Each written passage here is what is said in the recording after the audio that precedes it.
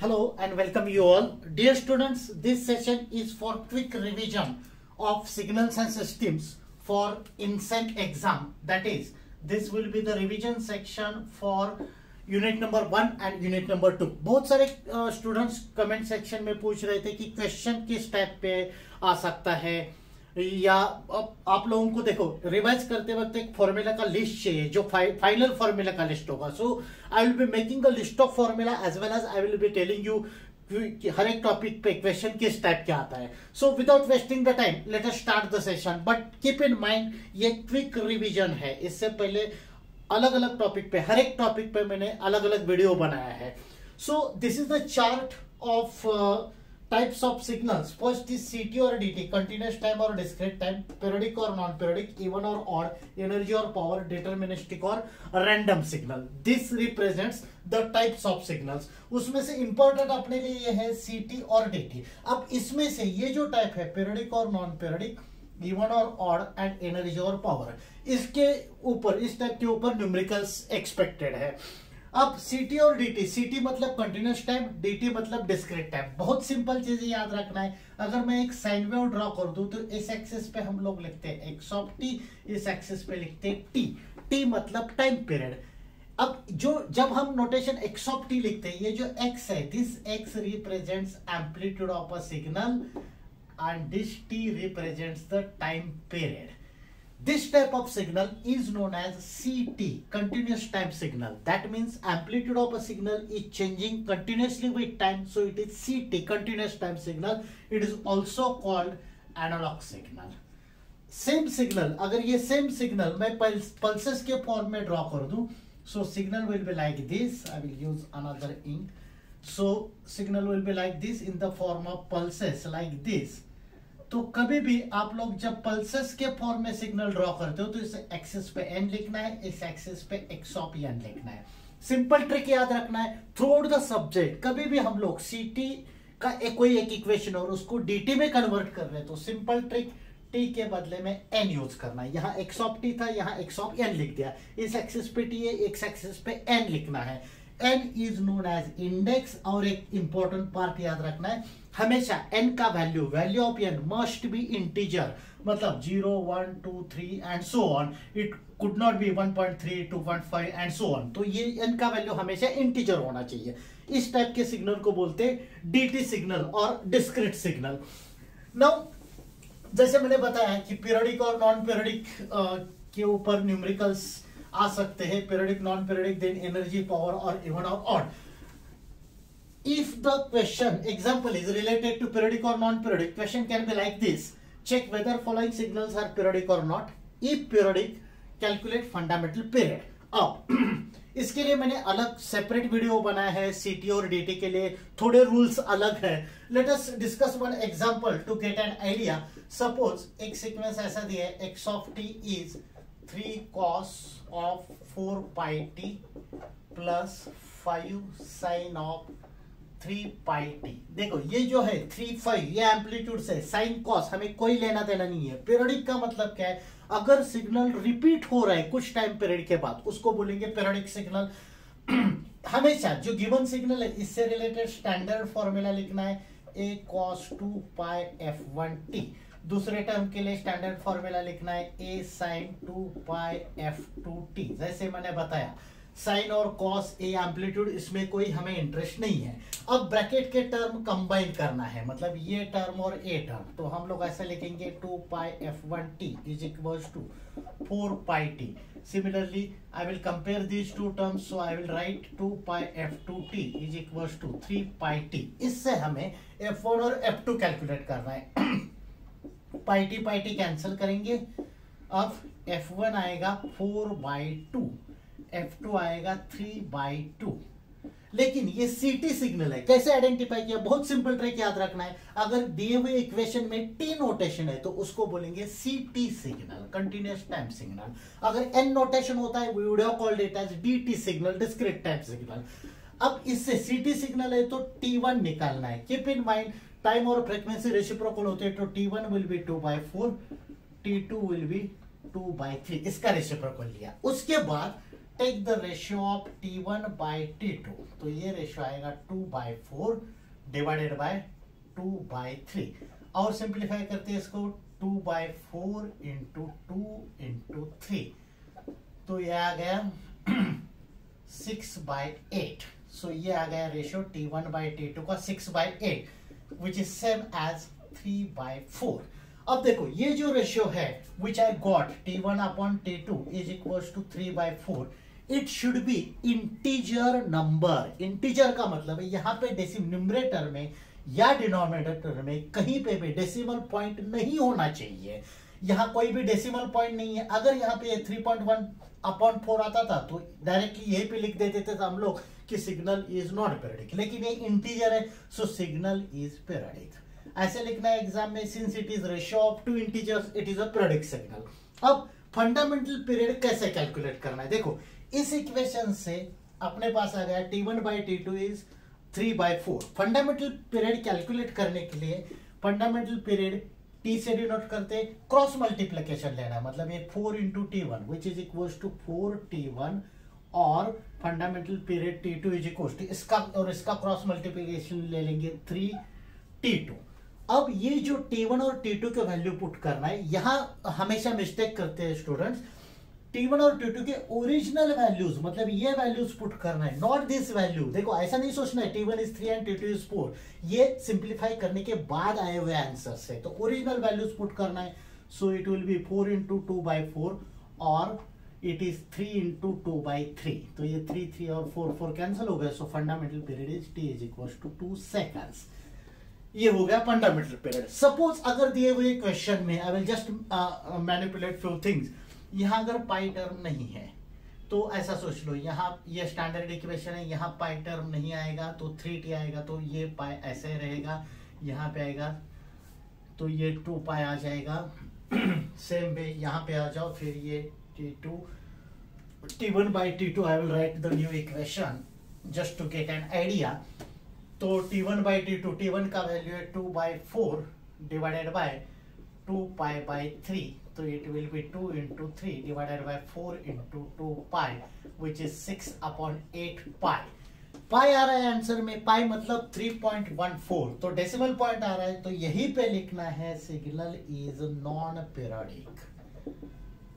बहुत सिंपल है। इसके बाद पीरियड कैलकुलेट करने की कोई जरूरत ही नहीं है। अब ये CT का हो गया। अगर DT सिग्नल है तो जैसे मैंने बताया यहाँ पे नोटेशन n हो सकता है, that is the only change.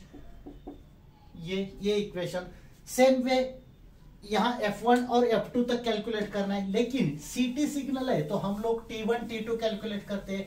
DT signal है तो एक कंसेप्ट याद रखना है, F1 जब आप कैलकुलेट करोगे सेम टेक्निक यूज करके, यहाँ पे सिर्फ नोटेशन n आएगा, T के बदले में नोटेशन n आएगा। तो F1 ऐसे लिखना है K1/N1, F2 ऐसे लिखना है K2/N2, और फिर N1 2 है, N2 2 है, इसका रेशियो निकालना है। N1/N2 is equal to 2/2 means it is ratio of two integers, so signal is periodic. और सिंपल ट्रिक है, अभी देखो दोनों का वैल्यू सेम है, N1 भी 2 है और N2 भी 2 है, so total period is equal to 2, क्योंकि दोनों का वैल्यू सेम है, और यूनिट होगा इसका सैंपल्स। अगर अलग वैल्यू होता है तो जैसे T1 और T2 लास्ट एग्जांपल में हमने किया, वैसे N1 और N2 का क्रॉस मल्टीप्लिकेशन करके सॉल्व करना है। So this is the way how you can identify whether the signal is periodic और नॉट। नेक्स्ट, इवन और ऑड पार्ट के लिए क्वेश्चन का फॉर्मेट वही हो सकता है, वेदर क्वेश्चन का फॉर्मेट ऐसा होगा, चेक और calculate even and odd parts of following signals, even and odd parts of following signals। पहला सिग्नल जस्ट एक एक्सप्लेनेशन के लिए मैं आप लोगों को बोल देता हूं, इसके फॉर्मूले भी आपको याद रखना है, बहुत सिंपल फॉर्मूले। Present I am talking about CT signal, even part जो है that is denoted by XE of t, उसका फॉर्मूला होता है XE ऑफ t, मतलब even part is 1/2 x of t plus x of minus t। Odd part करना है तो उसका फॉर्मूला है x of t is 1/2 x of t minus x of minus t। अब देखो एक इक्वेशन कंसिडर करते हैं, suppose given equation is like this, x of t is 3 plus t square plus 9 cos of T, और इसका even और odd part calculate करना है। ये एक्स ऑफ टी का फॉर्मूला है, हमेशा दिए हुए इक्वेशन से x of minus T generate करना है। ये कैसे जनरेट करना है, जहां जहां इसमें टी है वहां माइनस टी पुट करेंगे। 3 तो कांस्टेंट है, एज इट इज रहेगा। यहाँ पे मैं माइनस टी पुट करूंगा, लेकिन इसका स्क्वायर है, माइनस टी का स्क्वायर प्लस टी स्क्वायर आ जाएगा, तो ये प्लस टी स्क्वायर हो जाएगा। फिर सपोज सिंप्लिसिटी के लिए साइन कंसिडर करते हैं, कॉस भी चलेगा लेकिन सब इवन पार्ट आएंगे, इसलिए साइन यहाँ पे टी के बदले में माइनस साइन पुट किया तो sine of minus t, sine of minus t is minus sine t, तो ये टर्म आएगा माइनस 9 साइन टी। इसके अलावा आपको ये भी दो फॉर्मूले, सिंपल फॉर्मूले याद रखना है। Sine of minus t is equal to minus sine t and cos of minus t is equal to cos t. बस इतने ही फॉर्मूले आपको चाहिए इवन और ऑड पार्ट कैलकुलेट करने के लिए फॉर द सीटी सिग्नल। अब डायरेक्टली ये फॉर्मूला यूज करना है, 1/2 x of T plus x of minus T, मतलब ये दोनों का एडिशन ले लेंगे पहले। तो एडिशन करेंगे तो ये आएगा 6 प्लस 2t स्क्वायर, और ये कैंसिल हो गया, लेकिन ब्रैकेट में 1/2 है। Look at the formula, 1/2 x of T plus x of minus T. ये हमने एक्स ऑफ माइनस टी का निकाला है, तो इसका आंसर आएगा 3 प्लस टी स्क्वायर। अब ये इवन पार्ट हो गया। ऑड पार्ट के लिए बहुत सिंपल टेक्निक मैं आप लोगों को बोल रहा हूं, ये यूज कर लो, 1/2 x of T minus x of minus T, जैसे हमने ऐड किया वैसे सब्ट्रैक्ट कर लो। और कीप इन माइंड, कोई भी signal, any signal is basically addition of even and odd parts. हमने इवन पार्ट निकाला गिवन सिग्नल से, इवन पार्ट ये आ गया, naturally remaining part is odd part, so odd part is 9 sin t। आप ये मैथमेटिकल मेथड यूज करके भी सॉल्व करोगे तो आपको सेम आंसर आ जाएगा।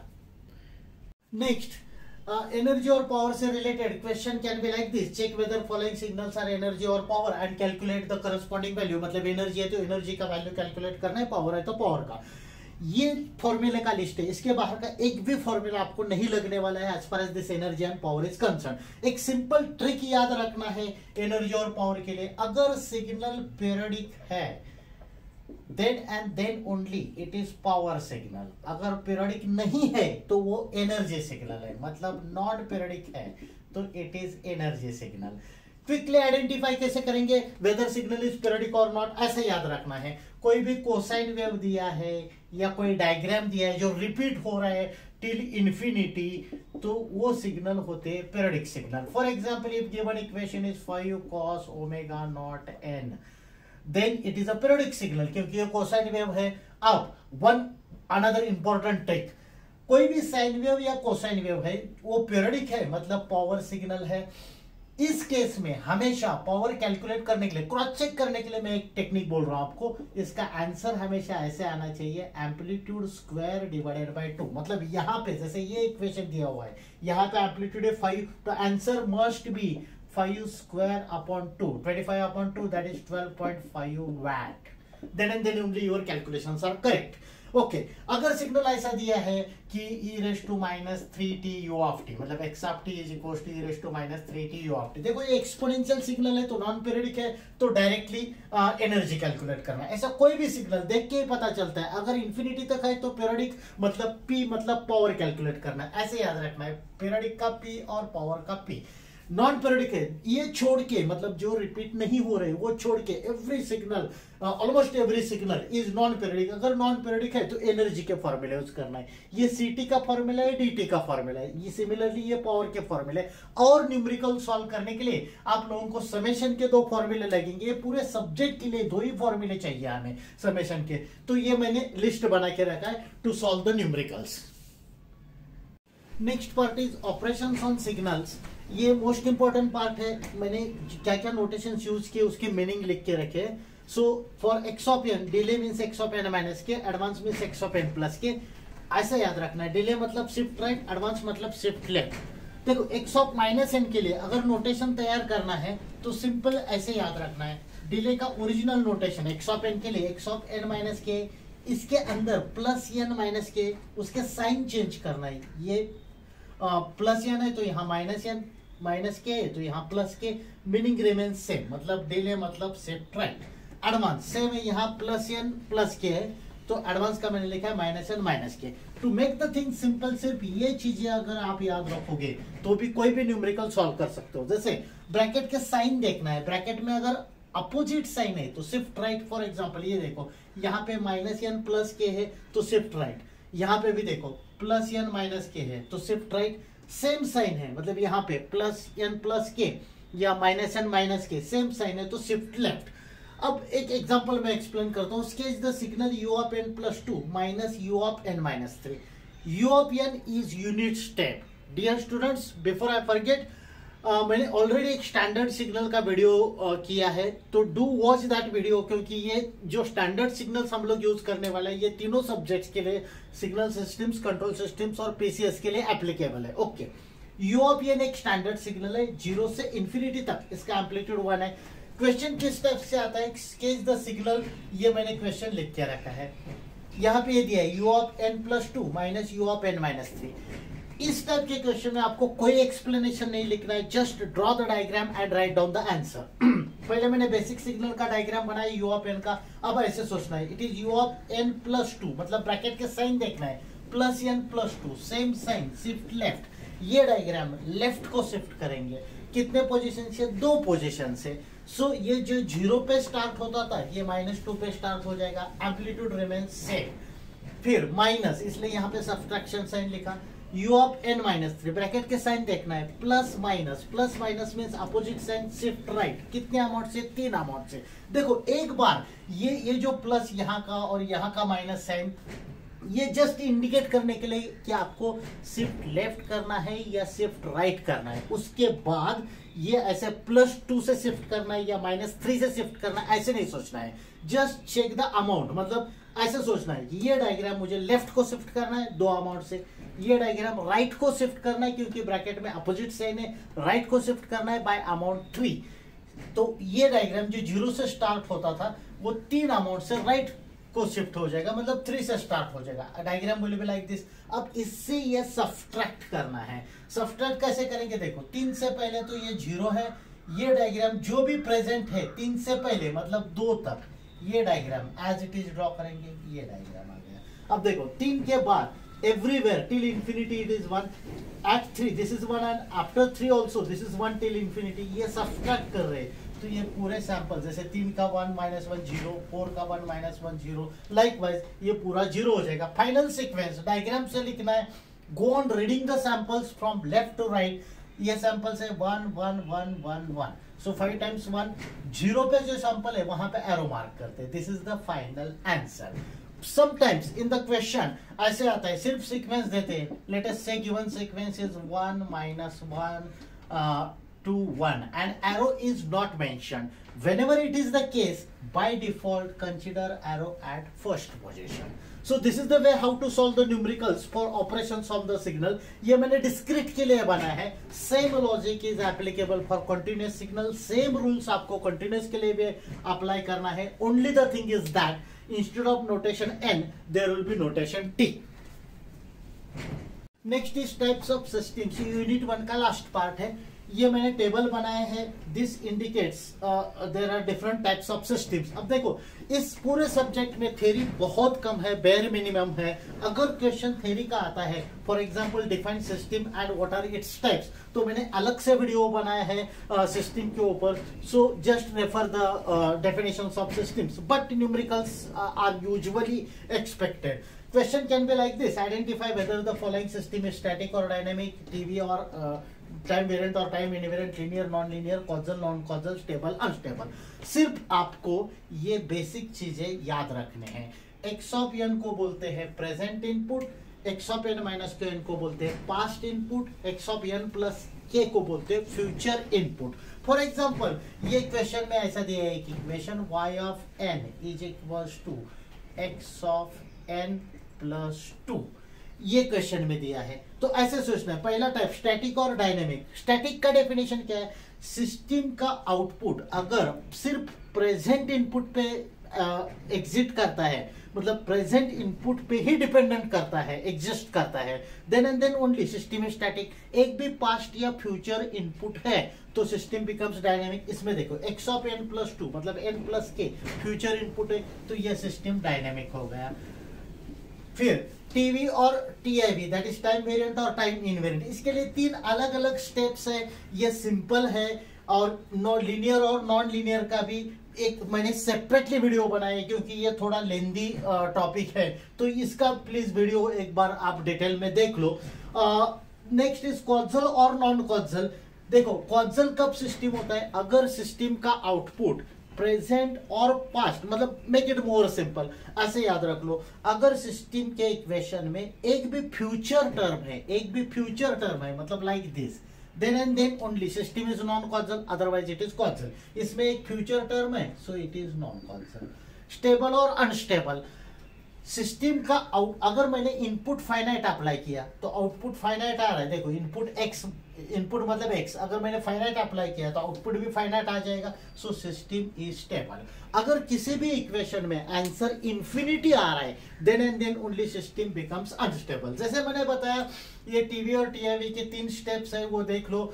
फिर लीनियर और नॉन लीनियर का सेपरेट वीडियो बनाया। अदरवाइज ये अगर पूछते हैं तो ये बहुत सिंपल है, जैसे मैंने अभी एक एग्जांपल सॉल्व करके दिखाया है। ये रूल्स मैंने डिस्क्रीट के लिए बताया है, same rules are applicable for continuous time signals. Next is linear convolution, इसको कन्वोल्यूशन सम भी बोलते हैं। It is the part of unit number 2। Question can be like this, calculate linear convolution of, 2 sequence दिए रहेंगे। अब देखो इसमें अलग अलग मेथड्स है। First method is graphical method, second is using mathematical equation, third is tabular method. Question में अगर मेथड मेंशन नहीं है तो यू कैन यूज इधर ग्राफिकल मेथड और मैथमेटिकल इक्वेशन मेथड। ओके, अब ये 2 सीक्वेंस दिए हैं, ये फॉर्मूला है कन्वोल्यूशन का, ये याद रखना है कन्वोल्यूशन का फॉर्मूला। पहला स्टेप, हमेशा वेरिएबल चेंज करना है, मतलब कन्वोल्यूशन है तो n के बदले में k लिखना है एज इट इज, दोनों सीक्वेंस फिर से लिखना है। अब इसमें इस फॉर्मूला में there are 2 variables, one is variable n and another is variable k। अब हमेशा range of k in every numerical, range of k is same as range of sequence x of k। यहाँ पे देखो arrow यहाँ पे है, arrow के left में ये वैल्यू -1 पे होता है, एरो जहां है यहाँ वैल्यू 0 होता है, और एरो के राइट में वैल्यू +1 होता है। ये जो है -1 0 +1, इसको बोलते हैं रेंज। ये जो दिए हुए वैल्यूज है 1 -1 2, it is called amplitude. Do not get confuse, हमें रेंज चेक करना है। रेंज मतलब एरो देखना है, एरो की यहाँ 0 होता है, एरो के लेफ्ट में -1 -2 -3, एरो के राइट में +1 +2 +3 एंड सो ऑन। तो range of x of k is -1 to +1. So what I have written, range of k is same as -1 to +1 because it is same as range of x of k. Next, range of h of k. अब देखो arrow यहाँ पे है तो यहाँ 0 होगा। ये जो 2 वैल्यू है एम्पलीट्यूड, ये एरो के राइट में है इसलिए इसका पोजीशन 1 पे होगा। सो range of h of k 0 to 1। अब रेंज ऑफ n कैसे कैलकुलेट करना है, पहले range of sequence x of k लिख लो, इट इज -1 to +1। उसके नीचे range of sequence h of k लिखना है, इट इज 0 to 1। ये 2 रेंजेस ऐड करने हैं, सो विल गेट -1 to 2। ये -1 + 0 -1 1 + 1 2, ये आ गया रेंज ऑफ n। अब एक बार दोनों के रेंज आ गए, फिर से ये फॉर्मूला लिखना है, y of n is equals to, formula में जनरल लिमिट्स है -∞ to +∞। हमने k का रेंज कैलकुलेट किया, it is -1 to +1। So new equation will be k is equals to -1 to +1 x of k h of n minus k। Let us से equation number 1। अब n का range अपने पास है, n का value है -1 से लेके 2 तक, मतलब n के वैल्यूज हमें पुट करना है -1 0 1 2। पहला n का calculation for n is equals to -1। तो इक्वेशन 1 में जहां जहां n है वहां -1 पुट करना है, so you will be getting y of -1 is summation k -1 to 1 x of k h of -1 k। अब देखो 2 मेथड्स है, जैसे ग्राफिकल मेथड पूछा है तो हमेशा कंफ्यूजन अवॉइड करने के लिए ऐसे चीजें याद रख लो। अगर ग्राफिकल मेथड से सॉल्व करना है तो you need to first draw the diagram of x of k, then do not draw diagram of h of k, draw the folded version of h of k, मतलब you need to draw diagram of h of -k। तो graphical method है तो 2 diagram पहले से बना के रखना है, x of k का एक डायग्राम और h of -k का डायग्राम। जैसे अब यहाँ पे ग्राफिकल मेथड सपोज हम लोग यूज कर रहे हैं तो x of k का डायग्राम आपने बनाया है, दूसरा सीक्वेंस है और दूसरा आपने h of -k का बनाया सपोज, देखिए दूसरा सीक्वेंस में वैल्यूज आ रहे हैं -1 माइनस के, हमने रूल्स लर्न किए, माइनस माइनस सेम साइन है तो शिफ्ट लेफ्ट, मतलब h ऑफ माइनस के का डायग्राम लेफ्ट शिफ्ट करना है और फिर दो डायग्राम का मल्टीप्लीकेशन करना है। जो आंसर आएगा that is answer of y of -1। फिर नेक्स्ट कैलकुलेशन करना है n इज इक्वल टू 0, फिर next n is equal to 1, फिर next n is equal to 2। ये हो गया ग्राफिकल मेथड। अगर मैथमेटिकल मेथड से करना है तो कोई डायग्राम ड्रॉ नहीं करना है। जैसे ये सीक्वेंस है, यहां तक सब स्टेप सेम है हर एक मेथड में। जैसे ये सीक्वेंस है, इसके बाद ये समेशन एक्सपांड करना है।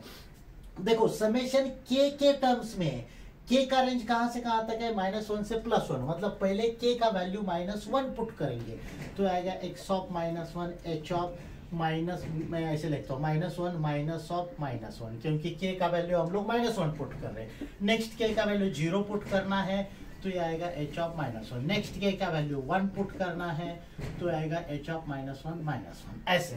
देन एक्सपांड कर लो summation and then put the values which are given in the sequence, you will get answer of y of -1। Same procedure repeat करना है till n is equals to 2। लेकिन ये दो methods लेंदी है, जैसे मैंने बताया क्वेश्चन पेपर में मेंशन किया रहेगा which method you need to apply। if not mentioned you have a choice, you can select any one of these two methods। लेकिन आंसर क्रॉस चेक करने के लिए एक टेबुलर मेथड यूज करना है, इट्स द सिंपलेस्ट मेथड। इसमें कैसे calculation करना है, कोई भी एक सीक्वेंस हॉरिजॉन्टली लिखना है। जैसे मैं एक एक्स ऑफ के हॉरिजॉन्टली लिखता हूं तो ये आ गया 1 -1 2। एक सीक्वेंस वर्टिकली लिखना है, ये मैं ऐसे लिखता हूं 1 2। इसके पहले एलिमेंट से सबको मल्टीप्लाई करना है 1 -1 2, मतलब 1 × 1 1, 1 × -1 1, 1 × 2 2 ऐसे। फिर दूसरे एलिमेंट से 2 से सबको मल्टीप्लाई करना है 2 × 1 2, 2 × -1 -2, 2 × 2 4। अब डायगोनल लाइंस मार्क करने हैं। रूल ऐसा है, हमेशा पहले डायगोनल लाइन के अंदर मतलब ऊपर एक ही वैल्यू आना चाहिए, उसके बाद उसको पैरेलल डायगोनल लाइंस मार्क करते जाओ।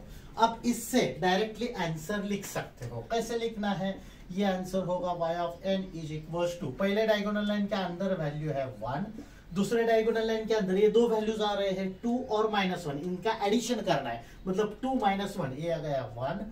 फिर दूसरे डायगोनल लाइन के अंदर फिर से दो वैल्यूज है, इनका एडिशन करना है, इट इज 0। नेक्स्ट ये वैल्यू है 4।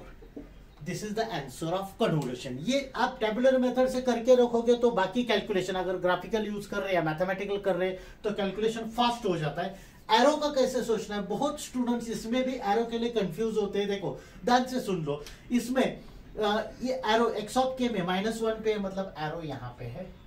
एच ऑफ के सीक्वेंस में एरो 1 पे है, मतलब एरो यहाँ पे है। एरो का इंटरसेक्शन लेना है। एरो का इंटरसेक्शन मतलब मैं ऐसे एक्सटेंड करता हूँ ये, और ये एरो ये ऐसा आ गया।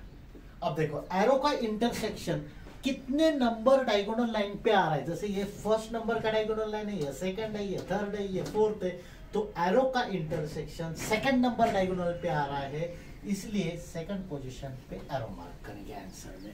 So this is the way how you can solve the numericals as far as this linear convolution or convolution sum। इसको याद रख लो, convolution sum भी बोलते हैं as far as these things are concerned। जैसे मैंने बताया ये अलग अलग मेथड है। और एक टाइप का मेथड है इसमें, अगर दिए हुए sequence, if the given sequences are in terms of u of n, तो उसके लिए अलग मेथड है, समेशन के फॉर्मूले यूज करके सॉल्व करना है। That is again lengthy method, तो उसका भी सेपरेट वीडियो बनाया है मैंने, वो भी आप एक बार चेक कर लो। Next is we will discuss the convolution integral.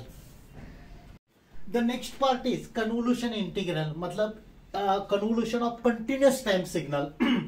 Question कहने पे like this, calculate convolution integral of दो सीक्वेंस दे रहे हैं x of T e raised to -5t u of T, h of T u of T. एक example के लिए मैं explain कर रहा हूँ।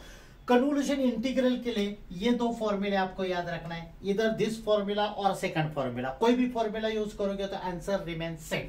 जैसे हमने डिस्क्रीट के केस में लर्न किया था, हमेशा डिस्क्रीट के केस में n के बदले में पहला स्टेप वेरिएबल k यूज करना है। Likewise if it is a continuous convolution तो t नोटेशन के बदले में एक नया नोटेशन यूज करना है, दैट इज नोटेशन टाउ। तो जो गिवन इक्वेशन में जहां जहां t है वहां पे नोटेशन टाउ यूज करना है। So this is the new notation to indicate convolution integral. अब पहले हमेशा हर एक डायग्राम में just to avoid the confusion दो जो दिए हुए सीक्वेंस है एज इट इज ड्रॉ करना है। तो मैंने x ऑफ टाउ ड्रॉ किया, second h of tau is u of tau, it is same as u of t, मतलब unit step. We know that unit step is from 0 to infinity, जिसका amplitude 1 होता है। दोनों पहले as it is draw करना है, उसके बाद दोनों में से एक कोई भी एक सिग्नल फोल्ड करके ड्रॉ करना है, कोई भी चलेगा, answer will not get affected. जैसे ये मैं इसका फोल्डेड वर्जन ड्रॉ करता हूं, तो यहाँ पे मैं लिखता हूँ h of minus tau.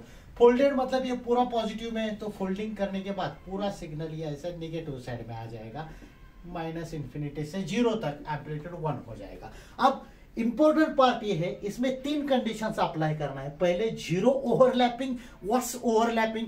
Overlapping मतलब कॉमन पोर्शन ऑफ 2 सिग्नल्स। कौन से 2 सिग्नल का? एक ओरिजिनल x का और दूसरा जो फोल्डेड हमने किया है उसका कॉमन पोर्शन। तो पहला 0 ओवरलैपिंग आना चाहिए, second partial overlapping, third full overlapping. अब देखो ये हमेशा और हमेशा जो फोल्डेड डायग्राम है वही शिफ्ट करना है। 2 ही ऑप्शन है अपने पास, either shift this diagram towards left or shift this diagram towards right, ये वाला डायग्राम। तो पहला हमें 0 ओवरलैपिंग का चाहिए, तो मैं कंडीशन लिखता हूं t लेस देन 0। क्यों? क्योंकि ये डायग्राम मुझे लेफ्ट को शिफ्ट करना होगा। अगर ये डायग्राम लेफ्ट शिफ्ट करोगे, ये पूरा डायग्राम राइट साइड में, ये डायग्राम अगर मैं लेफ्ट को शिफ्ट करूंगा तो कोई ओवरलैपिंग नहीं होगा। लेफ्ट को मतलब t नेगेटिव है, इसलिए मैंने लिखा t लेस देन 0। तो यहां पे लिखना है no overlapping, so answer of integration that is y of t is equals to 0। ये हर एक न्यूमेरिकल में एक कंडीशन रहेगा। अब सेकंड कंडीशन पार्शियल ओवरलैपिंग। ऐसे सोचना है, ये अगर मैं ये h ऑफ माइनस टाउ का डायग्राम राइट साइड को थोड़े अमाउंट से शिफ्ट करता हूँ, फॉर एग्जांपल एक ही डायग्राम में मैं दोनों सिग्नल दिखाता हूँ ऐसे, सपोज t अमाउंट से शिफ्ट किया, तो ये जो आएगा ये ओवरलैपिंग आएगा 0 से t तक, इसको बोलते हैं पार्शियल ओवरलैपिंग। अब मैंने h का डायग्राम फोल्ड किया था, इसलिए जिस फॉर्मूला में h का डायग्राम फोल्डेड है, मतलब h ऑफ माइनस टाउ है, वही फॉर्मूला यूज करेंगे। तो ये फॉर्मूला मैं यूज करता हूँ, यहाँ आंसर लिमिट्स इंटीग्रेशन के हो गए 0 to t x of tau, मतलब पहले सिग्नल का एम्पलीट्यूड ये कितना है e−5 टाउ, यहाँ पे 5 टाउ होगा, नोटेशन हमने चेंज किया है। दूसरे सिग्नल का एम्पलीट्यूड 1 है डी टाउ। ये इंटीग्रेशन आपको सॉल्व करना पड़ेगा, वेरी सिंपल, e−5 टाउ अपन -5, फिर लिमिट्स पुट कर लो, upper limit minus lower limit. Third full overlapping. अब देखो ऐसे सोचना है, दोनों के दोनों सिग्नल पूरे कब ओवरलैप हो सकते हैं? अगर मैं ये signal h of minus tau का पूरा इंफिनिटी से शिफ्ट करता हूं तभी फुल ओवरलैपिंग होगा, मतलब ओवरलैपिंग 0 से इंफिनिटी तक आ जाएगा। तो एक चीज और याद रख लो, कभी भी ओवरलैपिंग अगर 0 टू इंफिनिटी आ रहा है तो ये कंडीशन चेक करने की जरूरत नहीं है, मतलब maximum times in case of maximum numericals आपको ये सिर्फ 2 ही कंडीशन अप्लाई करने पड़ेंगे। So this is the way to attempt the question related to convolution integral. Value change हो सकते हैं लेकिन प्रोसीजर सेम है। अब एक पार्ट बचता है, that is properties of convolution. जैसे मैंने बताया इस चैप्टर में थ्योरी बहुत कम है। Properties of convolution can be a theory question, I am saying can be. तो उसके ऊपर मैंने एक सेपरेटली वीडियो बनाया है, क्या क्या प्रॉपर्टीज है कन्वोल्यूशन के। डिस्क्रीट और कंटिन्यूअस के सेम प्रॉपर्टीज है, सिर्फ नोटेशंस अलग है। डोंट मिस दैट वीडियो, उसमें मैंने चारों प्रॉपर्टीज कवर किए हैं, तो please do watch that video. And last part is system response in terms of impulse response. मैंने अभी बताया इस सेक्शन में भी कि सिस्टम के टाइप्स क्या है, static, dynamic, causal, non causal, वो सब टाइप्स। अगर इम्पल्स रिस्पॉन्स दिया है तो कैसे आइडेंटिफाई करना है उसका भी अलग से वीडियो बनाया है, तो वो 2 वीडियो मिस मत करना। So that's it for this quick revision section. I have covered quickly all the things whatever is required for this subject. मैंने जितने ये फॉर्मूले बताए हैं आपको वो सब लगने वाले इस सब्जेक्ट में as far as this first 2 units are concern. So dear students, all the best for your exam and thanks for watching this video.